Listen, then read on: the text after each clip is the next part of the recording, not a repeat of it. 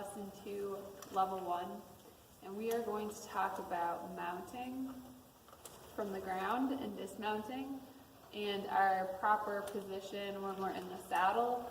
I'm going to try to talk as loudly as I can, so I don't know how this is going to work. I kind of had a tripod set up and I'm filming myself. So we'll give it a shot. If you can't hear me or understand what I'm saying, leave a comment and I will try to come up with a better way of doing these.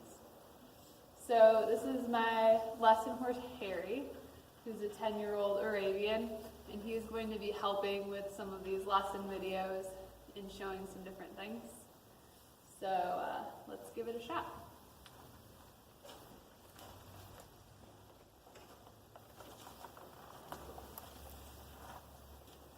So first of all, for those of you who are new riders, we always typically mount on the left-hand side. And it doesn't have to be that way. So if I'm starting a young horse, I will mount on both sides to get them used to activity on both sides.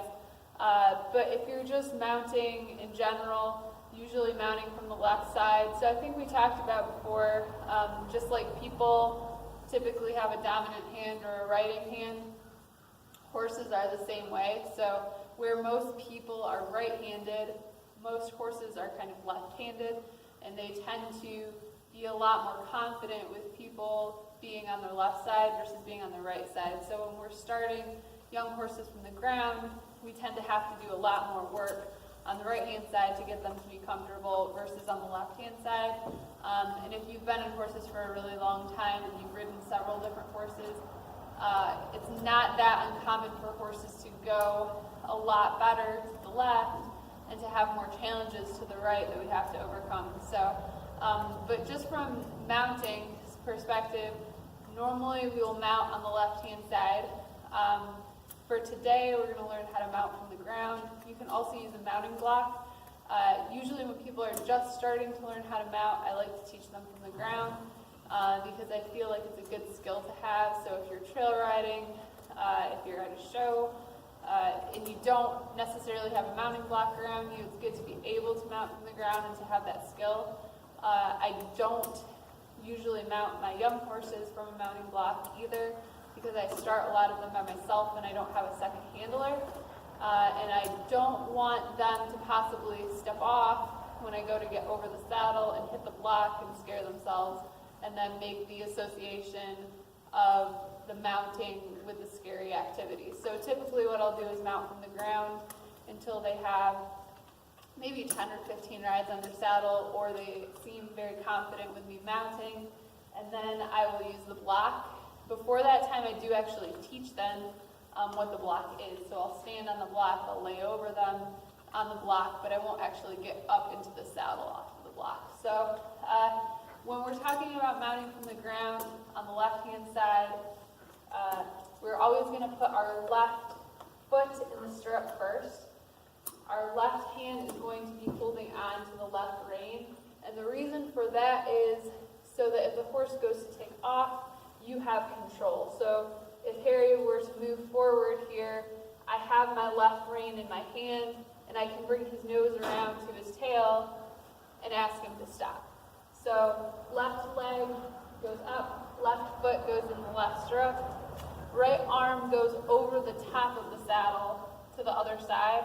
And the reason we don't grab the back is so that we don't pull the saddle towards us as we mount. So in an English saddle, I'll kind of grab the flap on the opposite side with my right hand and kind of pull the saddle back over so that I don't pull the saddle on the horse's withers. So that's a big problem why people don't like mounting on the ground versus mounting off of a block. They feel like that it affects the horse's back when you pull the saddle, which I agree with. So to kind of stop that from happening, right hand, right arm goes over the saddle, hold onto the saddle with your right hand, and then we're going to count to 3 and bounce with our right foot. So 1, 2, and 3, we just come up, lay across the saddle if you're new to the horse or new to mounting and kind of get your balance. And then you're going to swing your right leg over, trying to lift your leg high so it doesn't hit the horse on the rump. So that's mounting number one. Dismounting is kind of the opposite procedure. And a lot of people have problems from this point. So like sitting up straight in the saddle and how to get their right leg back over the horse. And my recommendation would be to reach down like you're giving the horse a hug. You're still going to have this left rein in your left hand so that you have control over the horse. And as you're swinging down to give the horse a hug, you're going to bring your right leg over, and you're going to lay on your belly across the saddle, kick your left foot out, and slide down. So kind of in 3 steps. So again, mounting. Left foot in the stirrup, right arm over the saddle, right hand grabbing the saddle on the other side, and then you're going to count to 3. So 1, 2, 3, and up.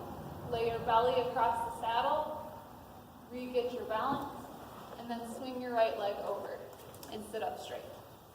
Mounting in 3 steps.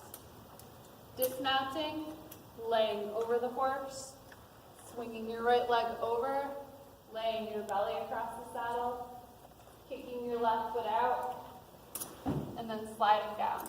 Notice the whole time I have control over this left rein, so that if the horse were to move, I can ask him to stop again. So mounting, 3 steps, dismounting, 3 steps. Left foot in the stirrup, right arm over the saddle, right hand on the saddle, 1, 2, 3, and up. Lay your belly across the saddle, kick your right foot over, and sit up. So for today, we're not going to really worry about the reins. Our last lesson was about the reins. We're just going to think about our position in the saddle.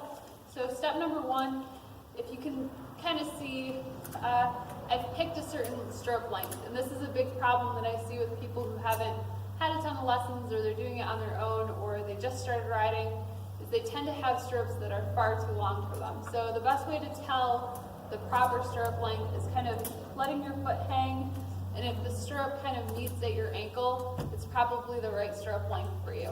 It's better to go shorter with your stirrups when you're just learning how to ride versus long, so that you have a little bit of a balance point off of your leg, and you don't end up balancing as much off of your hand. So that would be my recommendation. A slightly shorter stirrup versus a slightly longer stirrup is better when you're first learning, so that you don't end up balancing off of your hands. So I'm just going to pick up both stirrups, and that's something that you can practice at home. If you have your own horse and you're just learning how to ride, definitely practice picking up your stirrups. So kicking your foot out and kind of shaking it around, and then you're going to scoop your stirrup up without looking. That's a good skill to have in case of an emergency, or as you start trotting and cantering if you're first starting to learn. What tends to happen is your leg lifts up and your foot comes out of the stirrup. And being able to pick it up on the go without having to look down is a good skill to have. So that's something that you can practice at home. If you have a saddle stand, or if your horse is really quiet and stands really well, you can practice it on your horse. So that's step number 1 is mounting. Step number 2, getting your feet in the stirrups and having a proper adjustment of your stirrups. If you get on and you feel like your stirrups are too long or too short, don't try to adjust them from the horse. Get down off of the horse, adjust them from the ground, and remount. So it's never safe to just kind of stick your leg out here and you're paying attention to your stirrup and adjusting your stirrup, and your horse is off in another world, and then something spooks it and you don't have your stirrups and you're not paying attention. So always adjust your stirrups from the ground. Adjust your girth from the ground, adjust your stirrups from the ground. Don't try to do it while you're mounted, because you're only halfway paying attention to your horse. It's not a very good idea. So step number 1, picking up your stirrups, and then trying to find your perfect position in the saddle. And what is the perfect position in the saddle? So there's a lot of different disciplines that require you to have different positions. So for what I'm going to teach, we're going to call a neutral position. So this is kind of your go-to, whether you're a dressage rider, a jumper rider, Western rider. This is going to be a neutral position, and that is a straight line from your shoulder to your hip to your heel, so that your leg kind of falls underneath of your body, and that your muscles remain relaxed. So getting on the horse, picking up your stirrup, and then practicing sitting up straight. So shoulders back, hip underneath of your shoulders, and heel underneath of your hips so that it follows a straight line down. And this can be kind of challenging just to practice sitting here without slumping, which is what we tend to do. I tend to do it. Without leaning back, without leaning forward. Just trying to find that perfect center of balance and keep it. So for the first few lessons, we practice getting on, getting off, picking up our stirrups, sitting up straight, and then we move forward. So we're going to move forward a little bit with Harry and working on position. Disregard the reins. So I'm just going to kind of put them in a neutral position in front of me and not really worry too much about them right now.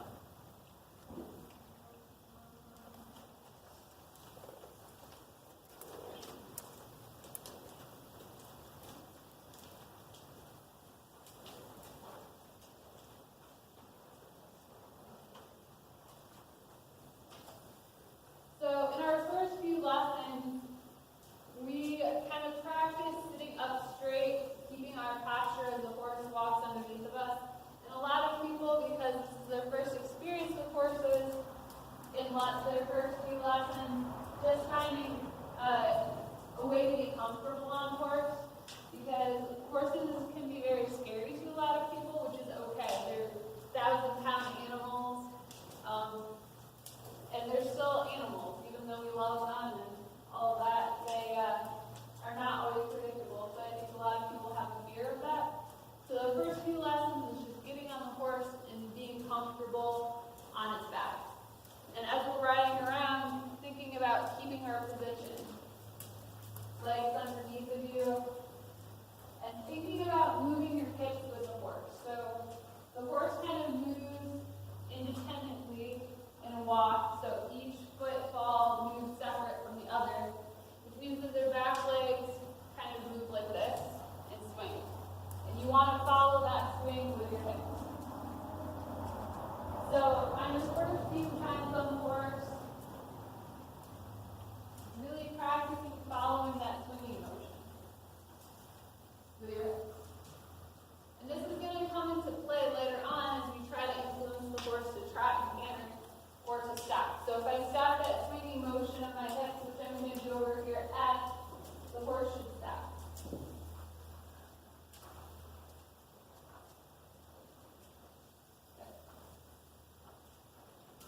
And then I'm going to restart the swinging motion and he should move back.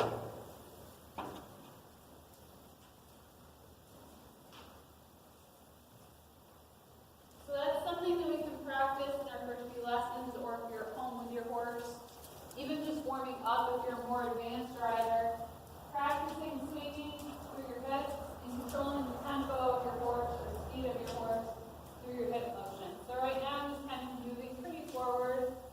I'm going to ask him to slow down by slowing down the motion of my hips. And not really doing too much with my hands.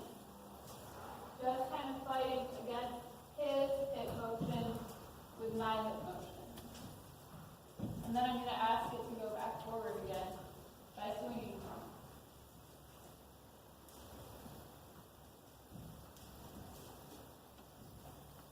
I'm going to ask it to stop by stopping. So those are a few things that we can practice: mounting from the ground, dismounting, picking up our stirrups, practicing